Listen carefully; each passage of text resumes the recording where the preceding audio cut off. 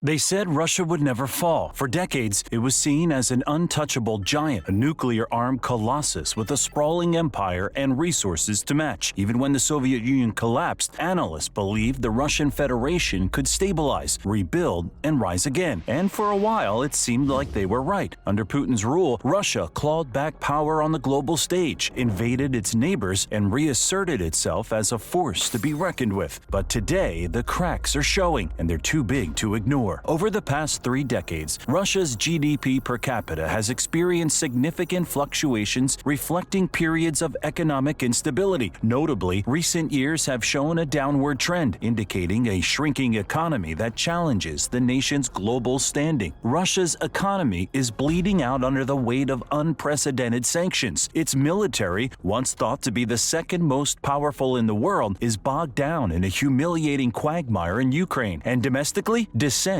is spreading, regional tensions are boiling over, and Putin's iron grip on power is starting to slip. Russia's population growth rate has been on a steady decline since the mid-20th century, with recent years dipping into negative territory. This demographic downturn poses serious implications for the country's future labor force and economic vitality. So, how did the seemingly unstoppable Russia stumble into disaster? What went wrong in its military, its economy, and its politics? And is this the beginning of the end for one of the world's last great empires? Buckle up, because we're about to dive deep into Russia's slow-motion collapse, a story that's shaping the future of global politics right now. To understand why Russia is unraveling today, we need to look at its history, a story of overreach, mismanagement, and the illusion of invincibility. Empires like Russia's don't collapse overnight. They crumble over decades under the weight of ambition and flawed leadership. And for Russia, this pattern repeats itself again and again. Take Tsarist Russia, whose imperial dreams collapsed in the early 20th century. The nation's leaders poured resources into expensive wars and neglected the needs of their people. Sound familiar? By 1917, the Russian Revolution had turned the world's largest empire into a fragmented, chaotic state. Flash forward to 1991, and history repeated itself with the collapse of the Soviet Union, another empire that overextended its reach and paid the price. Now, Putin's Russia seems destined for the same fate. His fixation on restoring the glory of the Soviet era has driven the country into an unwinnable war in Ukraine, drained its economy, and alienated its allies. Much like the Soviet Union's disastrous war in Afghanistan, the Ukraine invasion has exposed systemic weaknesses that were hidden beneath decades of propaganda. What makes this even more striking is how little Putin appears to have learned from his predecessors. The same mistakes keep happening. Leaders who focus on expansion while ignoring the cracks within their borders inevitably fall, and Putin's empire is no exception. But why hasn't Russia learned from its past failures? The answer lies in its leadership. For centuries, Russian rulers have equated territorial expansion with power, prioritizing land grabs over the well-being of their people. This obsession with empire building ignores one critical lesson: the bigger they grow, the harder they fall. And here we are again, asking the same questions. Is Putin's Russia doomed to repeat the Soviet Union's fate, or is there still a way for the nation to break free from this cycle of overreach and collapse? On paper, Russia's military seemed unbeatable. With the largest stockpile of tanks in the world, a formidable air force, and millions of troops, the Kremlin projected an image of unstoppable power. But the war in Ukraine has shattered that illusion, exposing systemic rot within Russia's armed forces. The numbers paint a grim picture. Since the war began, Russia has lost over 720,000 troops, thousands of tanks, and billions of dollars in military equipment. November 2024 was particularly devastating. Russian forces suffered 45,720 casualties in a single month, equivalent to losing 3 entire divisions. Financially, over $3 billion worth of equipment was destroyed in the same period. What's causing these losses? The answer lies in outdated tactics, corruption, and poor leadership. Putin's military relies on Soviet-era strategies that no longer work in modern warfare. Massive frontal assaults, poorly trained conscripts, and a lack of technological innovation have turned Ukraine into a graveyard for Russian forces. Take the Kursk offensive. Putin's attempt to retake territory lost to Ukraine ended in humiliation. Ukrainian forces, armed with NATO-supplied weapons and superior tactics, decimated Russian troops. Layered defenses, tactical ambushes, and advanced weaponry like NLAW missiles left Russian forces broken and demoralized. But the problem runs deeper than battlefield strategy. Decades of corruption have gutted Russia's military-industrial complex. Spare parts are missing. Soldiers are sent to the front lines with outdated gear. Even basic supplies like rations and ammunition are in short supply. This has forced Russia to rely on questionable allies, including North Korea, for support, a humiliating turn for a nation that once claimed